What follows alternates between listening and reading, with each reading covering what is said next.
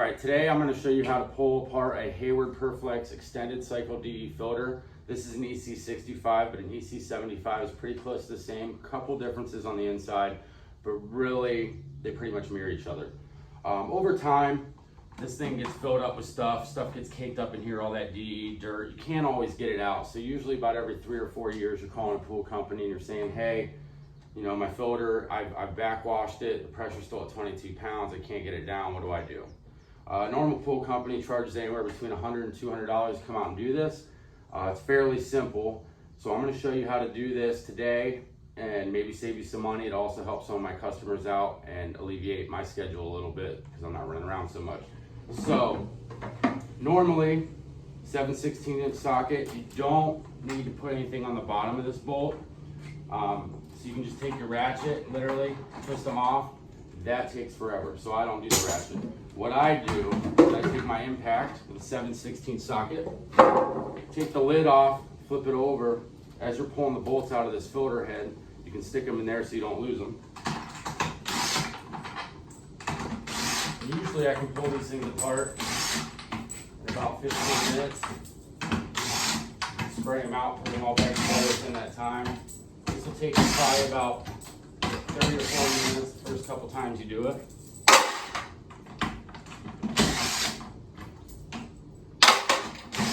But all you're going to do is get all the bolts out and pull this filter head off the diaphragm. Now normally, this thing would be hooked to either a heater or a return out coming off the top of this. Since I have this freestanding, I don't have all that stuff. But normally this goes either to a heater coupler or there will be a quick connect coupler going right back into your pool if you don't own a heater. So once you get all those bolts out, unconnect from the heater or from your return, twist those apart. Now you have all the bolts out, just pull this out. Inside here are your tubes. You got your diaphragm seal. If you can see up in here, there's just a bunch of stuff caked all through this. And that's why this person's pressure would not stay down. So what we're gonna do is we're gonna take a hose, we're gonna spray all this out. These fingers are supposed to be completely white. They are not. The other thing you wanna do when you're doing this is these tubes are plastic grids and this covering goes over top. How these filters work is your DE goes in, coats these fingers, so as dirty water comes through, the dirt sticks to the fingers, lets the water through, that way dirty water is not getting back to your pool. A lot of times people realize these are caked because they'll start getting DE and dirt back into their pool. Two things cause that. One, all this stuff caked at the top. Two, these fingers will start to rip here towards the end. You'll get little tears. There is a way to replace these fingers. That'd be a whole nother video. So when I take these apart, I always just double check, make sure that all these fingers are intact, no rips in the fabric. This one is fairly newer, so it doesn't have any of that. Now that I got all this cleaned out, all these fingers are white again, no more stuff caked up in here. This thing's pretty much ready to go. Couple things I like to do. One, if you put this thing back together and your pressure is still going up or you're still getting DE and dirt back to your filter, a lot of times what happens once you get everything cleaned out is you'll notice that these plates up here that hold your tubes will start to have little cracks in them. That will cause dirt and DE to go back to your pool. There's a way to replace those, but of course that's a whole nother video as well. So now I got all these cleaned out. A standard garden hose will work. Don't really need to use a pressure washer unless this thing's super caked. If you do use a pressure washer, make sure it's a low PSI. You can go to a local car wash. You just don't want to rip this fabric because once you rip the fabric on these grids, anything can get up in here now, and there's really no way to quick patch them. You're going to be literally replacing tubes. Another thing is when this is apart, is you're going to look down in here and you're going to see there's dirt and grime in there. So what I do is you can take a hose, kind of spray it, open your backwash valve, let all that stuff get out. You can turn this thing on with the top off. As long as that backwash valve is closed, you can fill this with water by just turning your pump on. It'll start to fill up. What I also do when I clean these and I'm running service calls, I don't want to call back saying, oh, he didn't get everything out, my pressure's going back up already. So what I do to guarantee I get everything out of there, there could be some stuff up in those grids, is you can go to a local Lowe's, any kind of hardware store, pool store, and get a gallon of muriatic acid.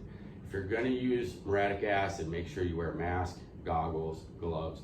If any of that would splash on you, it's not going to kill you, it's not going to eat your arm off, but it doesn't feel comfortable. So what I do is I'll put about 8 inches of water down here, Then I'll take my bottle of muriatic acid, pour 1/3 of a gallon in while the system's running to fill this thing up. I usually bring it up to about here.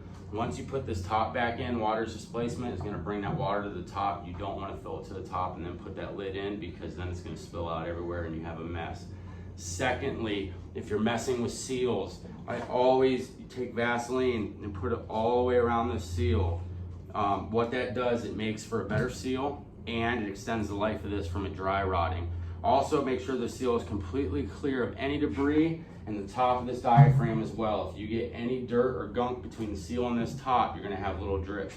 So, I put my muriatic acid in, let this thing fill up to here. Now I'm gonna put my top back on.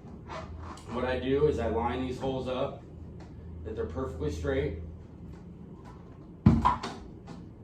Now, if you're hooked to a heater and a coupler, I never hook that up first. What I do in turn is kind of like a car tire.